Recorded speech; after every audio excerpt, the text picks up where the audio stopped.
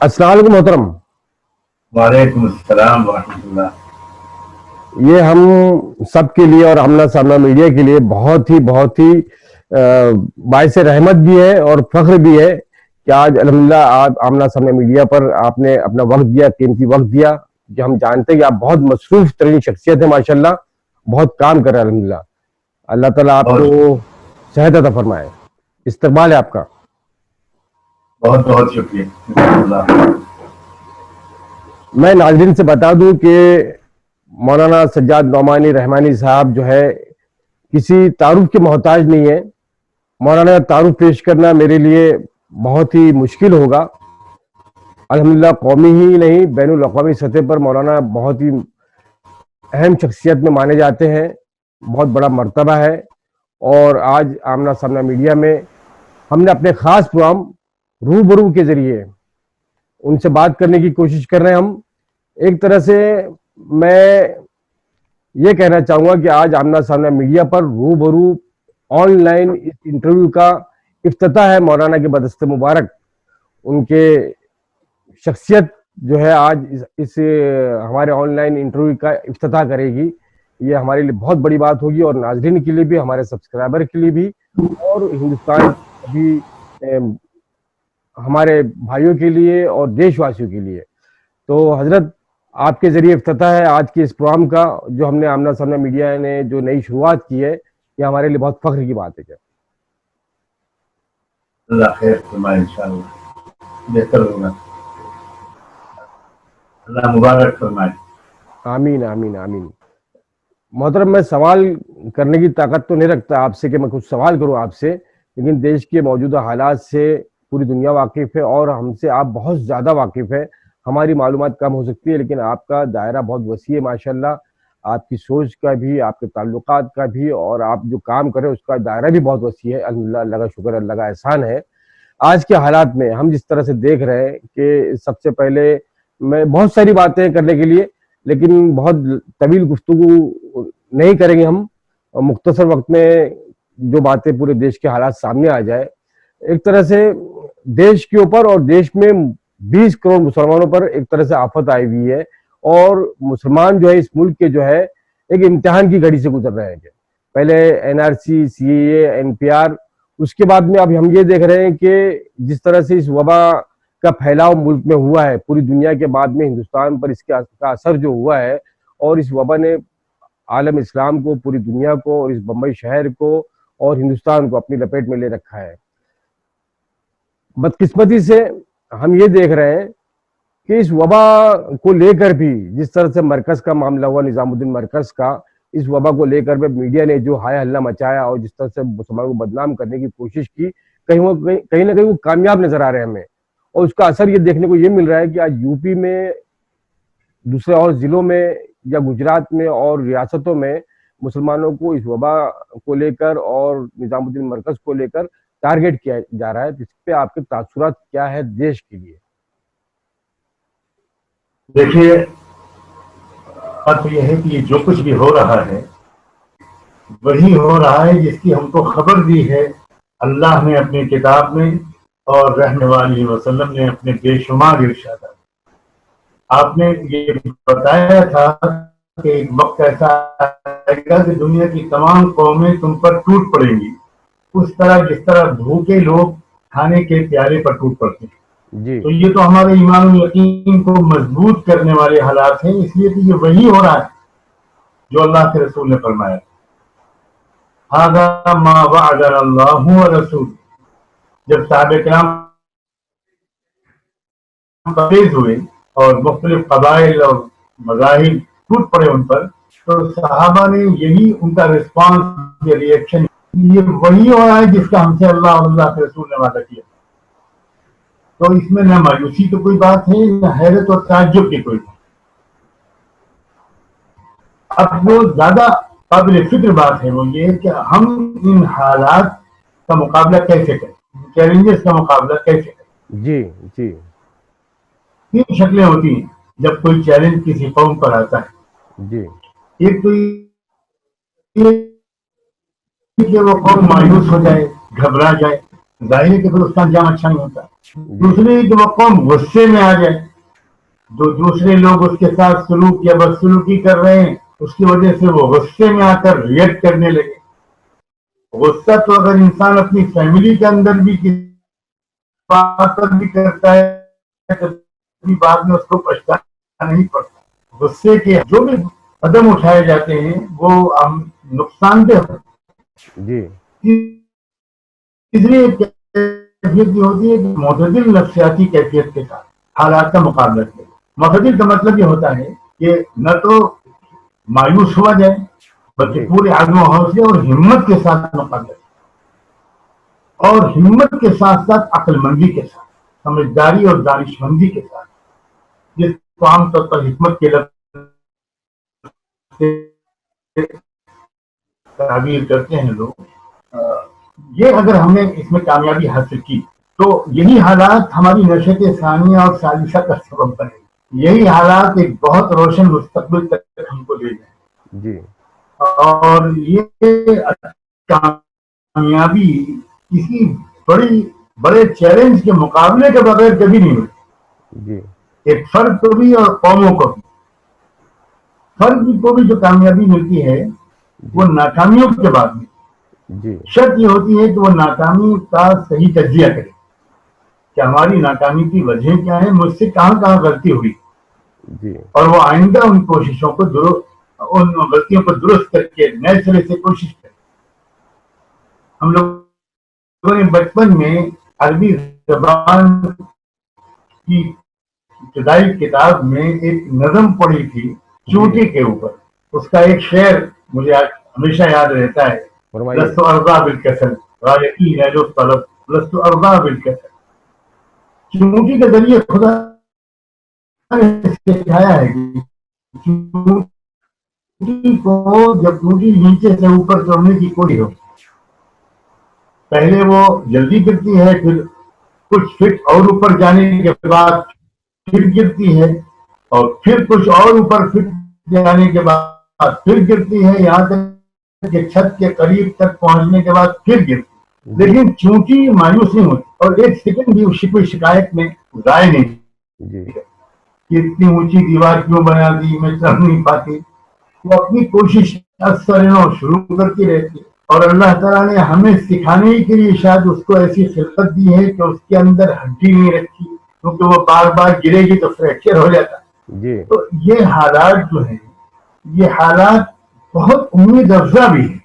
اچھا ضرورت اس کی ہے کہ ان حالات سے فائدہ اٹھا کر جی جو تھوڑی چونک آئی ہے, تھوڑی بیداری آئی ہے, تھوڑی وہ اللہ کی طرف متوجہ ہوئی ہے, تھوڑی وہ قرآن و سنت کی باتوں کو پہلے کے مقابلے میں زیادہ سنجیدگی کے ساتھ سننے کی ایک نفسیاتی کیفیت میں آئی, جی اس کا بھرپور فائدہ اٹھایا جائے اور خلوص کے ساتھ, تواضع کے ساتھ, جی بہت محبت بھرے لہجے میں اپنی قوم کے ایک فرد کو سمجھایا جائے کہ اب تمہیں بدلی ہوئی دنیا میں کیسے جینا ہے, کیونکہ جس میں کوئی شک کے بعد بالکل بدلی ہوئی دنیا ہوگی, اس کی بہت سی علامت ہے. تو اس بدلی ہوئی دنیا میں بہترین موقع ہوگا ہمارے پاس کہ ہم بہت معتدل نفسیاتی کیفیت کے ساتھ تمام سے ہم رابطے استوار کریں, غلط فہمیوں کو دور کریں. جی یہ جو اس وقت ایک عجیب قسم کا رویہ میڈیا کی طرف سے بھی سامنے آیا ہے, جی اور میڈیا کے پیچھے کون سی طاقتیں ہیں وہ سب لوگ جانتے ہیں. جی اس میں ایک اور مطلب بات کھول دی ہے کہ کہیں نہ کہیں ان تنظیموں سے یہ امید بہت سے لوگ کرتے تھے کہ کچھ بھی ہو یہ بہرحال دیش کے خیر خواہ لوگ, جی ہمارا نظریاتی اختلاف ہزار صحیح, جی لیکن یہ بہرحال دیش کے ہت میں ہی جو کچھ کرتے ہیں. اپنے رائے کا اختلاف ہو سکتا ہے, ہمیں ان کی رائے سے شدید اختلاف ہے, جی لیکن اب اس وقت تو تجربہ یہ ہو گیا کہ کوئی غریبوں, مزدوروں اور عام ملک کے بارے میں سوچنے والا ہی نہیں ہے. جی اور اس غریب گزری حالت میں سب سے زیادہ خدمت خلق اور سماج سیوا کا کام بلا تفریق مذہب و ملت اگر کوئی کر رہے ہیں تو زیادہ تر مسلمان کر رہے ہیں. مسلمان کر رہے ہیں. یہ بہت امید افزا صورت حال ہے. میں تو بالکل مایوس نہیں ہوں, الحمدللہ. قطعاً.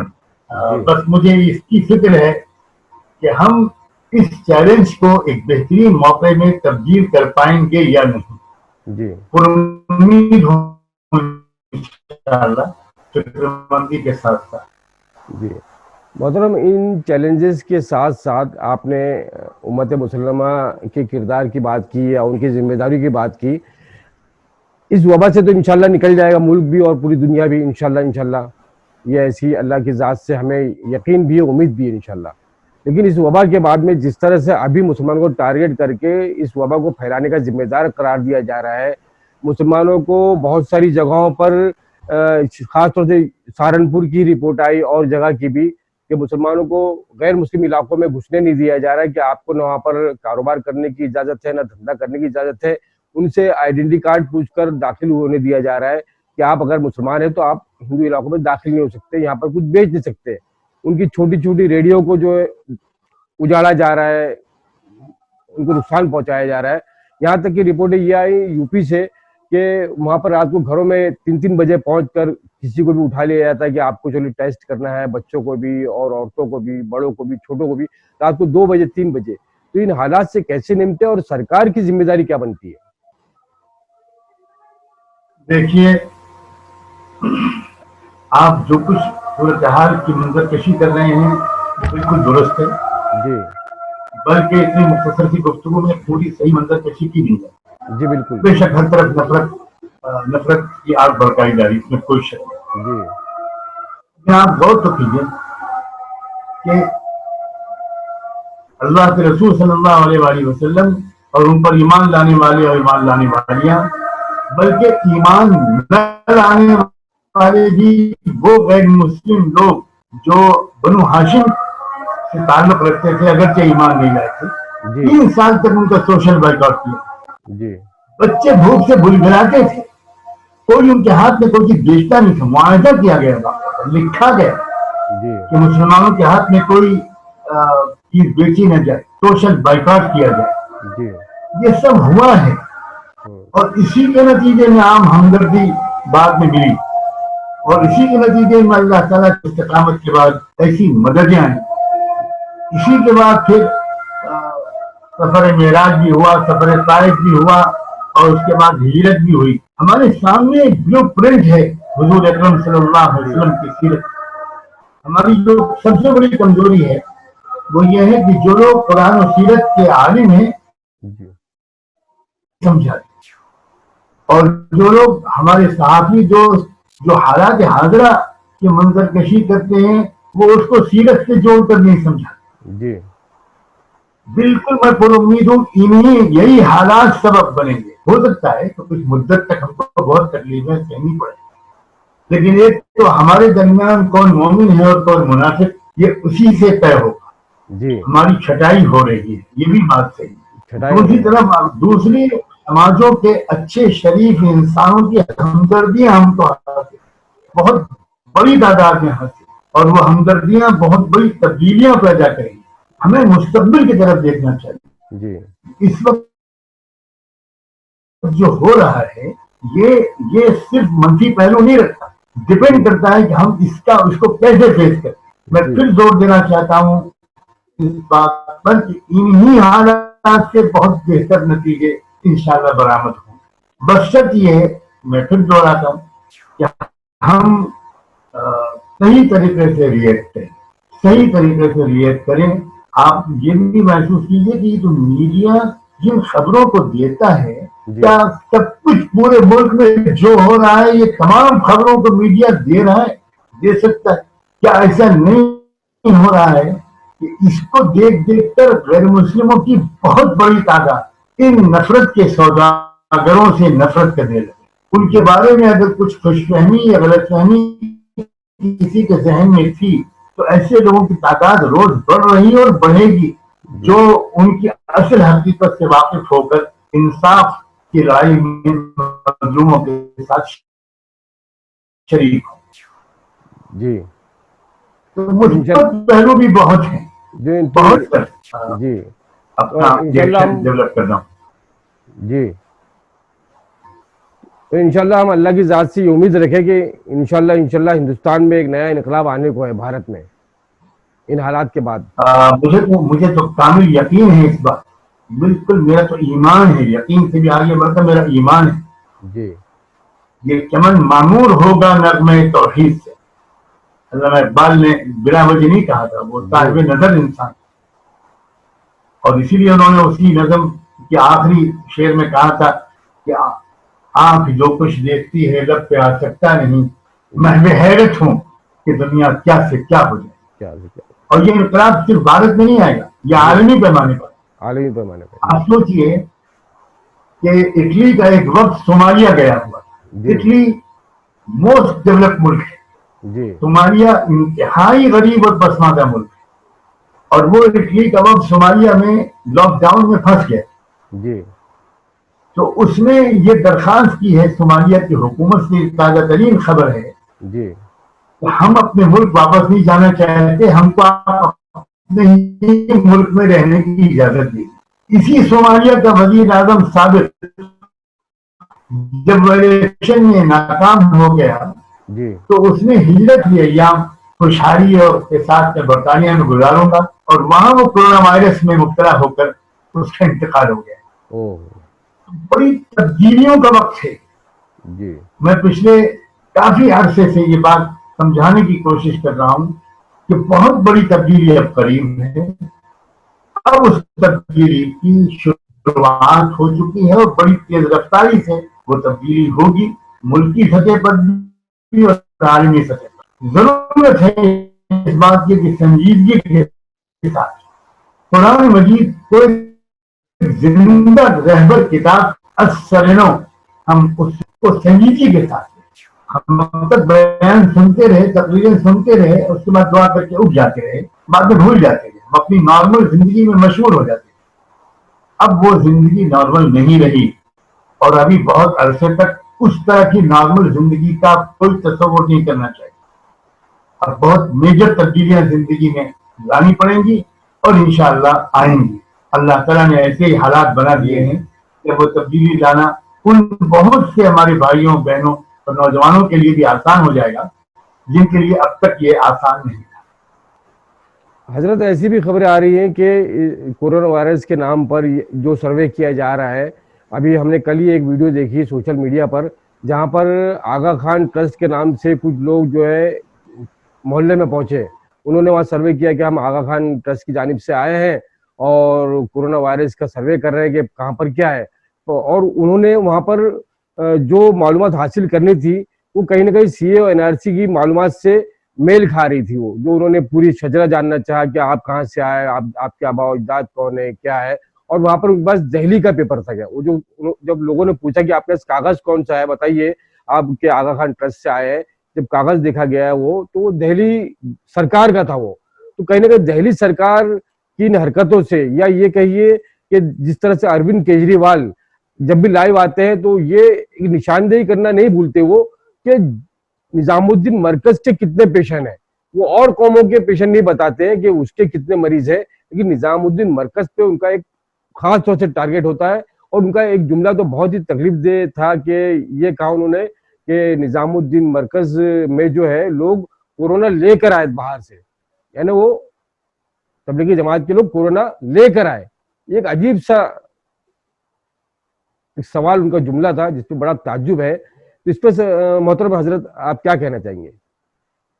دیکھیے, یہ جو آپ نے آغا خان ٹرسٹ کے نام سے ہونے والا واقعہ ابھی کوٹ کیا, اس طرح کی اطلاعات ملک کے مختلف علاقوں سے آئی ہیں, خاص طور پر یو پی کے مختلف اضلاع. جی اور بالکل شروع میں نے اس کے اوپر ایک ویڈیو جاری کی, جی جیسے ہی یہ خبریں آئی تھی. جی ہمارے بعض دوستوں نے اس کے اوپر ذرا تبصرہ بھی کیا کہ یہ شک کی نفسیات ہے اور بغیر تحقیق کے بات نہیں کرنی چاہیے. تو بہت تحقیقی بات تھی وہ جو جس پر میں نے تبصرہ کیا تھا. جی بہت مستند اور ثقہ قسم کے لوگوں نے یوپی, مغربی اتر پردیش کے مختلف اضلاع سے یہی خبریں دی تھی کہ دھوکہ دے کر این پی آر کی کارروائی کی جا رہی ہے. جی اب یہ آپ نے دہلی حکومت کا بھی تذکرہ چھیڑا. جی تعجب انہی لوگوں کو ہوا ہوگا یا ہوگا جن کو ان لوگوں سے کچھ اچھی امید ہے. جی میں سمجھتا ہوں میرا اشارہ بالکل کافی ہے. جی اب ہم کو صورتحال کو سمجھ لینا چاہیے جی کہ دوست دشمن کی ہم کو پہچان اب ہونی چاہیے. اور دیش کا ملک کا جو مظلوم طبقہ ہے وہ طبقہ جو ہے وہ متحد ہو کر انصاف کی لڑائی لڑے. یہ ہے اصل میں کی ضرورت. الگ الگ سب لوگ مقابلہ کر رہے ہیں وہ نتیجہ خیز ثابت نہیں ہوتا. جی انتھک محنت اس بات کی کرنی پڑے گی کہ جتنے بھی مظلوم سماج کے لوگ ہیں, اور مظلوم سماج میں مختلف مسلمان نہیں ہیں, غالب اکثریت ملک کی آبادی کی مظلوم سماجوں سے تعلق رکھتی, اس آبادی کے بہت اور وہ ظالموں کا ساتھ دینے لگتی ہے دھوکے میں آ کر. جی اب خدا کا شکر ہے کہ مختلف تنظیمیں, مختلف سنگٹھن, مسلمانوں کے مختلف شخصیات جی اور یہ مظلوم مختلف سماجوں کے لوگ زرعی سطح پر, علاقائی سطح پر, ریاستی سطح پر, ملکی پیمانے پر یہ تمام مظلوم سماج کو حقیقت حال سے واقف کرانے کی اور ان کو متحد کرنے کہ یہی ہمارے لیے اس وقت ملک میں سماجی اور سیاسی میدان میں یہی ایک راستہ ہے جی جس پر ہم کو سب کو سنجیدگی سے کوشش کرنی پڑے گی. جی اس پورے معاملے کو لے کر حضرت این آر سی سی اے کو لے کر کے دوسرے طبقات جو ہے وہ اس پر زیادہ ان کا نقصان ہوگا, صرف مسلمانوں کا نہیں ہوگا. یہ بات سبھی کر رہے ہیں, آپ بھی کر رہے ہیں, اور ہمارے وامن میشرام صاحب نے بھی اس پہ کافی تحریک چلائی, آپ ان کے ساتھ میں شریک ہے ماشاء اللہ الحمدللہ. لیکن ہم یہ دیکھتے ہیں کہ آج جو او بی سی سماج ہے, یہ ادر بیکورڈ کلاس ہے, یہ جس کو او بی سی کہا جاتا ہے, اسی لیے او بی سی کہا جاتا ہے ان کو. آج بی جے پی میں او بی سی سماج کے بہت سارے لوگ شامل ہیں, اور اس حکومت میں بھی member of parliament O B C بہت زیادہ ہے. اگر وہ او بی سی سماج اکٹھا ہو جائے اور اس حکومت سے اپنا سمرتھن واپس لے لے تو یہ حکومت آج گر جائے. لیکن او بی سی سماج آگے کیوں نہیں آ رہا ہے؟ لیکن میں مقاصد کلام کرتا ہوں, جی ہمیں خواب دیکھنے کی عادت چھوڑ دینی چاہیے. جی او بی سی سماج ان کے ساتھ لگا ہے 70-80 سال کی زبردست محنت جی اور وہ بہت شدت سے ان کے ساتھ لگا ہوا ہے. میں اس پوری صورتحال کے بہت تفصیلی طور پر واقف ہوں. جی ایس سی ایس ٹی کے کچھ لوگ ان سے اب دور ہونا شروع ہوئے ہیں, دور ہوئے ہیں. میں اسی لیے یہ سوال کیا کہ دیش جاننا چاہتے ہیں اصل کیا معاملہ ہے پورا. جی ہاں میں وہی عرض کر رہا ہوں جی کہ جو شیڈول کاسٹ کے لوگ ہیں وہ ان سے تھوڑا تھوڑا دور ہونے شروع ہوئے ہیں. ابھی بہت کام باقی ہے ان میں بھی. جو قبائلی لوگ ہیں جن کو ایس ٹی کہتے ہیں ان کے اندر بھی ابھی اچھی خاصی تعداد ان سے وابستہ ہو گئی ہے, پہلے بالکل نہیں.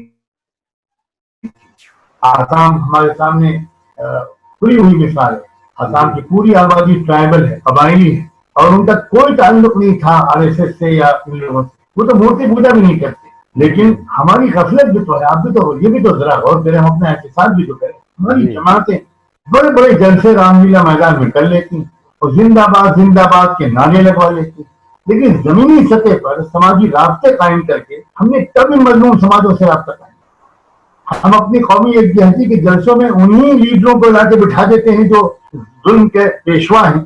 جی تو ہماری بھی تو غلطیاں ہیں. ہم نے کہاں ان لوگوں کے ساتھ رابطے بڑھائے, اور رابطے بڑھانے میں پہلے ہی دن میں وہ ہمارے ساتھ نہیں آ جائیں.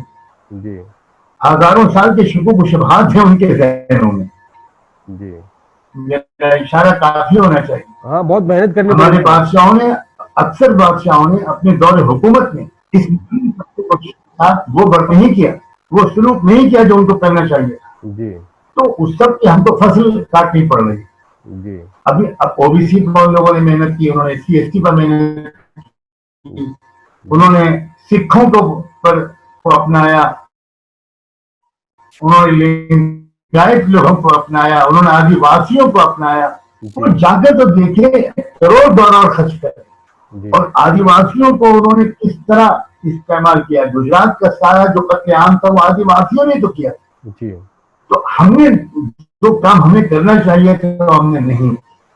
اب ضرورت اس بات کی ہے, چاہے او بی سی ہو چاہے دیگر مظلوم طبقات کے لوگ ہوں, شمالی ہند میں, جنوبی ہند میں, مشرق کی ریاستوں میں یا مغربی ریاستوں میں, ہمیں ان سب کو آئیڈینٹیفائی کر کے ان سے اچھے سماجی رابطے بنانے ہوں گے, ان کی غلط فہمیاں دور کرنی ہوں گی, اور تبھی ہم انشاءاللہ ایک مقابلہ کر سکیں گے حالات.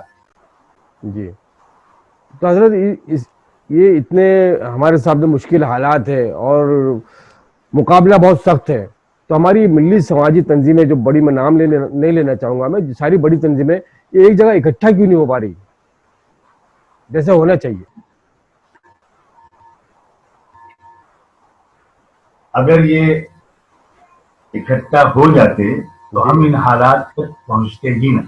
جی اصل میں بات تو ذرا بہت سخت ہو جائے گی. جب تک مقاصد ایک نہیں ہوں گے جی تب تک اتحاد قائم نہیں ہوگا. بے شک. میں مختصراً اتنا ہی جملہ کہنا مناسب سمجھوں. جی سمجھ سکتے ہیں، جو لوگ سمجھ جائیں گے اچھی طرح سے. آپ کی ایک جملہ ہی بہت اہمیت رکھتا ہے ماشاءاللہ، اور بہت گہرائی سے سمجھ جائیں گے وہ لوگ جو اتحاد ہونے دینا نہیں چاہتے. اصل میں کچھ لوگ تو ایسے ہیں، تو بات بہت دور تک چلی جائے گی اگر ہم بات کو چھیڑیں گے تو. میں حضرت آپ کا جی تو کوئی فائدہ نہیں ہے. جی بالکل بالکل بالکل.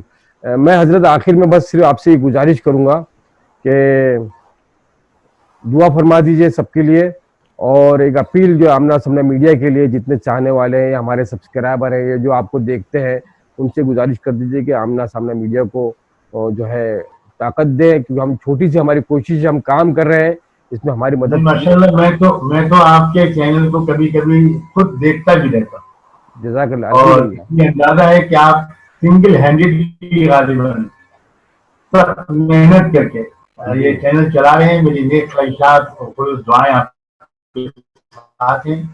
آمین. زیادہ سے زیادہ لوگ اس کو سبسکرائب آپ کریں. سے خوب کام لے اور پوری ملت اسلامی احمدیہ کو آپ جیسے افراد کی یہ جو خدمات ہیں یہ جاری جی ضرور انشاءاللہ. مجھے امید ہے کہ مجھے اب کہنے کی ضرورت نہیں پڑے گی. بس آمنا سامنا میڈیا کی پوری ٹیم کے لیے دعا فرما دیجیے کہ اللہ تعالیٰ انشاءاللہ پوری ضرور ٹیم کو. آپ کو اور آپ کی پوری ٹیم کو اللہ تعالیٰ اپنی ہمت دے، قبول فرمائے، آپ کی محنتوں کو زیادہ سے زیادہ فائدہ پہنچائے، زیادہ سے آمین زیادہ لوگوں تک یہ پیغام پہنچے. آمین آمین. بہت بہت شکریہ، بہت بہت جزاک اللہ. آپ نے اپنا قیمتی وقت دیا، بہت بہت شکریہ. اللہ حافظ. جزاک اللہ. آپ کا بھی شکریہ کہ آپ نے مجھے موقع دیا. جزاک اللہ. السلام علیکم. آپ کا بہت بہت شکریہ.